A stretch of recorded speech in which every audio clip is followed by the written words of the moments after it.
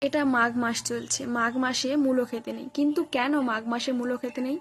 পুরাকালে ভগবান পরশুরামের তার মাতৃহত্যার পাপ লাগে, তাই তিনি শিবজির সাথে দেখা করতে যান। শিবজি ছিলেন তার গুরুদেব। কিন্তু শিবজির সাথে যখন তিনি দেখা করতে যান, তখন গণেশ তাকে আটকায় এবং গণেশের মধ্যে ও পরশুরামের মধ্যে যুদ্ধ শুরু হয়। সেই যুদ্ধের সময় গণেশের একটা দন্ত খুলে যায়। এই যুদ্ধটা হয়েছিল মাঘ মাসে। সেই দন্ত থেকেই মূলো সৃষ্টি হয়। সেই জন্যে মাঘ মাসে মূলো খেতে নেই। এটা গেল শাস্ত্রের বিষয়। বৈজ্ঞানিকরা বলে থাকে মাঘ মাসে মূলোতে ছোট ছোট জীবাণু সৃষ্টি হয়। সেই মাঘ মাসে যদি কেউ মূলো খায়, পরে মায়েরা সন্তান প্রসবে বাধাপ্রাপ্ত হতে পারে।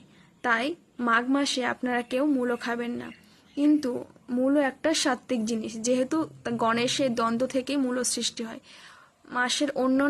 বছরের অন্যান্য মাসগুলিতে মূলো অবশ্যই খাবেন। মূলো উপকারী জিনিস, কিন্তু মাঘ মাসে নাই। হরে কৃষ্ণ।